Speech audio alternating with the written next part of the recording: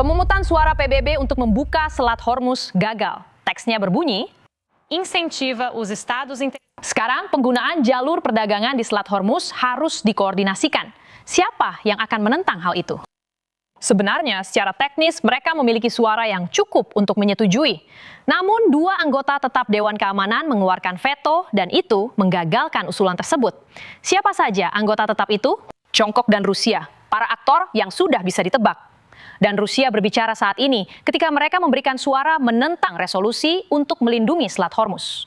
Detail lebih lanjut akan diberikan sesituasi berkembang. Tapi saat ini kita mengikuti aksi rantai manusia yang terbentuk di depan beberapa pembangkit listrik di Iran. Anda sedang melihat gambar-gambar ini.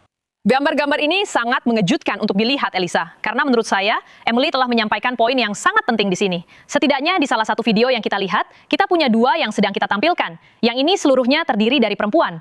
Mereka itu anak-anak. Mereka adalah anggota masyarakat Iran yang paling rentan.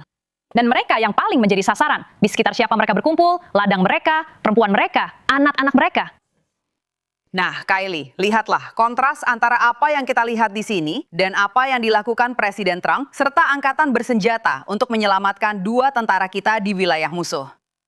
Presiden Trump menyatakan tidak ada yang ditinggalkan. Rezim Iran rela mengorbankan rakyatnya sendiri, membawa mereka ke pembantaian. Lihatlah perbedaannya. Upaya militer Amerika untuk menyelamatkan rekan senegaranya, membuktikan bahwa kami tidak pernah meninggalkan siapapun. Kami menghargai nyawa manusia. Bahkan Jay Johnson, Sekretaris Keamanan Dalam Negeri Obama, mengatakan bahwa misi ini lebih berani daripada operasi melawan Bin Laden. Inilah yang kami lakukan di Amerika Serikat. Bandingkan dengan apa yang bersedia dilakukan oleh orang-orang sakit dan jahat itu, ya. Kamu tahu, aku tidak bisa mengucapkan kata itu di TV, tapi kamu mengerti maksudku, ya. Semuanya sama saja. Mari kita perjelas, kekuatan yang melakukan kejahatan perang adalah rezim teroris Iran. Perekrutan tentara anak yang baru berusia 12 tahun. Tapi ironi besarnya adalah PBB terus-menerus menyerang negara-negara demokrasi barat dan negara seperti Israel. Sementara sering mengabaikan rezim seperti ini. Di mana PBB saat 30 hingga 40 ribu warga Iran dibunuh oleh pemerintahnya? Di mana mereka sekarang? Sementara orang-orang Iran menggunakan perisai manusia yang menunjukkan kontras mencolok antara pola pikir kita dan pola pikir mereka. Pikirkan tentang pola pikir mereka. Yang mereka andalkan adalah gagasan bahwa kita memiliki tingkat moralitas tertentu, etika perang, dan bahwa kita tidak akan menyerang apapun yang bisa membahayakan perempuan dan anak-anak. Sekarang, balikan itu. Bisakah Anda bayangkan orang-orang Iran peduli dengan perempuan dan anak-anak Amerika di tengah perang? Pertimbangkan apa yang mereka lakukan terhadap sandera kita dan apa yang terjadi pada tanggal 7 Oktober. Terkait dengan Israel, sangat sulit membayangkan bahwa hal ini bisa dianggap sebanding. Tapi tentu saja ini sudah terlalu berat untuk diakui oleh PBB. Semua ini adalah sandiwara. Kita membayar agar mereka menyerang. Donald Trump sedang mengamati NATO dan PBB juga perlu dievaluasi. Karena menurut pendapat saya, PBB sebenarnya sudah kehilangan fungsinya. Dan jangan salah, rezim teroris itu ingin melihat korban sipil. Mereka ingin Demokrat melakukan itu untuk menyalahkan Trump. Kamu lihat apa yang dia lakukan. Tidak. Saya akan bilang ini adalah prioritas yang sangat besar. Karena lihat, ini sedikit berbeda dari hal-hal lain. Kita bisa membombardir mereka sepenuhnya. Kita bisa menjatuhkan mereka untuk sementara waktu. Tapi untuk menutup selat itu, cukup satu teroris yang entah bagaimana memiliki truk besar yang membawa ranjau laut. Cukup lempar ke laut dan beritahu para pemilik kapal yang harganya $1 miliar. Agar mereka tidak khawatir tentang ranjau, Anda bisa melakukannya dengan mengatakan, kami menaruh ranjau di air. Hari ini adalah batas waktu terakhir untuk Iran. Rezim tersebut memiliki waktu 12 jam untuk membuka kembali Selat Hormuz atau akan menghadapi konsekuensi serius setelah media Iran melaporkan bahwa Garda Revolusi mengancam akan menyerang Siltiwara dan menahan minyak selama bertahun-tahun. Untuk membahas perang melawan teror, kami menghadirkan mantan Komandan USS Cole, Kurt Lippold. Dan Komandan Lippold, terima kasih telah berbagi pandangan Anda. Anda baru saja mendengar Presiden Trump. Ia mengatakan bahwa sebuah ranjau kecil saja bisa menyebabkan kerusakan besar dan melumpuhkan selat itu. Anda tahu betul bahwa orang-orang Iran kemungkinan besar berada di balik serangan terhadap Cole. Ceritakan kepada saya tentang bahaya yang masih ditimbulkan oleh Iran terhadap selat itu. Selamat pagi, Griff. Kita harus menganalisis bukan hanya ranjau itu sendiri, tetapi juga mempertimbangkan sampai batas tertentu perang informasi. Dan fakta sederhana bahwa mereka mengumumkan kemampuan ini saja sudah membuat kapal-kapal ragu-ragu. Apa yang dilakukan rezim Iran adalah mencekik dan mengendalikan jalur pelayaran internasional yang tidak bisa dibiarkan. Terlepas dari bagaimana negara-negara lain merasa tentang keputusan Trump untuk menyerang Iran demi meminta pertanggungjawaban mereka. Selama beberapa dekade dengan membunuh ribuan orang dan mencari senjata nuklir dengan rudal balistik, faktanya adalah selat ini harus dibuka. Dia benar ketika mengatakan bahwa kita akan melakukan apapun yang diperlukan untuk memastikan Iran mengizinkan kapal-kapal lewat bebas di Selat Hormuz dan di Timur Tengah. Anda adalah komandan USS Cole ketika sebuah perahu kecil yang dikendalikan teroris yang didukung Iran mendekati kapal dan menyebabkan kehancuran serta kematian itu.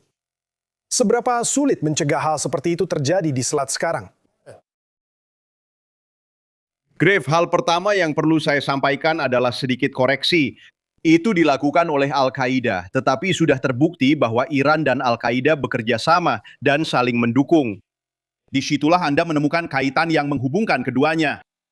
Tapi pada akhirnya, tentang kapal yang mendekati USS Cole itu, intelijen kami tidak memiliki apapun yang menunjukkan adanya serangan dengan alat peledak yang datang dari laut.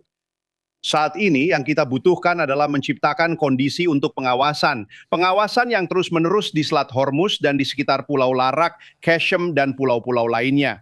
Memastikan bahwa jika kita melihat adanya persiapan untuk penebaran ranjau atau hal serupa, itu bisa segera dihancurkan. Memiliki kemampuan ini harus menjadi prioritas bagi pemerintah. Hal ini sebenarnya sudah menjadi bagian dari rencana perang, tetapi sekarang kita melihat bahwa hal tersebut benar-benar perlu diterapkan secara efektif.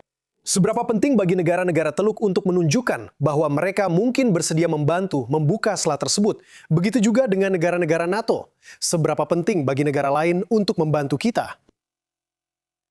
Itu sangat penting. Kembali ke apa yang saya katakan tadi.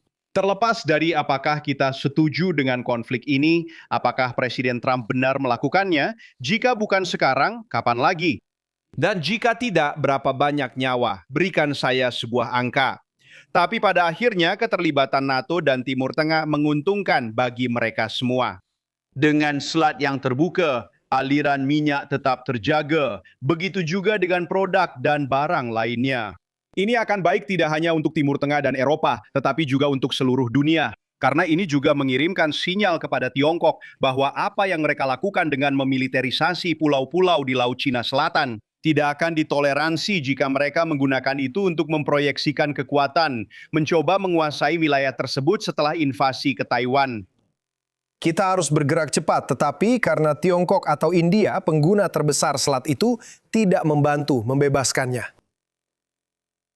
Menurut saya secara jujur ketika Anda melihat Tiongkok itu masih merupakan kediktatoran komunis yang brutal. Mereka telah berulang kali membuktikan bahwa mereka bukan sekedar pesaing, tetapi benar-benar musuh Amerika Serikat karena telah mendukung Iran. Cukup lihat beberapa artikel terbaru dari Wall Street Journal yang membuktikan hal itu. Pada akhirnya, India tidak punya kemampuan proyeksi kekuatan yang cukup untuk menjangkau Timur Tengah dan bertindak seperti itu. Mereka adalah kekuatan regional dan mitra yang hebat. Ya, tapi kedua negara ini harus tetap terpisah. Komandan, Fox News baru saja mengonfirmasi bahwa Pulau Kark telah diserang. Seberapa signifikan peristiwa ini dan apa pendapat Anda tentang hal itu?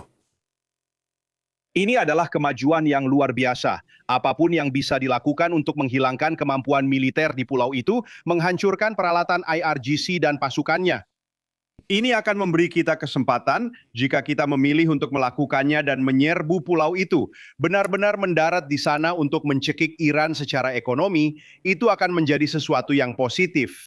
Kemampuan itu harus dihilangkan terlebih dahulu agar kita bisa membawa para marinir itu ke pantai.